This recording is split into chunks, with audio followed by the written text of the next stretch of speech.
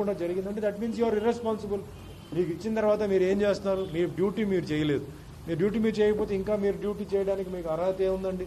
మీరు వెంటనే వాళ్ళు సస్పెండ్ చేయకుండా దాన్ని కఠినమైన వాళ్ళకి ఏంటంటే వాళ్ళకి శిక్ష పడాలి. ఎందుకంటే ఎంతోమంది, ఇది ఏదో కేవలం ఒక ఆంధ్ర సంబంధించి కాదండి, కాశ్మీర్ టు కన్యాకుమారి వరకు తిరుమల తిరుపతి దేవస్థానం వచ్చి ఈ మధ్య ఫ్లైట్ ఫెసిలిటీస్ రావడంతో ఫుల్ ఫ్లైట్ అండి. నేను చూస్తున్నాను, ఎప్పుడు వెళ్ళినా పెద్ద బోయింగ్ ఫ్లైట్స్ అని ఫుల్గా ఉంటుంది అనమాట. సో మొత్తం అందరికీ పాపం వాళ్ళ మనసుకి బాధ కలిగిస్తుంది, నమ్మకం ఒకటి పోతుంది. ఇది మరి రిలీజియస్గా ఇది ఏదైనా కావాలని అట్లా చేసి ఆ వెంకటేశ్వర స్వామికి ఏదైనా ఒక చెడ్డ పేరు రావాలని చెప్పి ఏమన్నా ట్రై చేస్తున్నారా? లేకపోతే హిందూయిజం మీద ఏదైనా ఒక బ్లాక్ మార్క్ తీసుకోవాలని చెప్పి ట్రై చేస్తున్నారు. ఇవన్నీ తర్వాత ప్రోబ్లో ఉంది.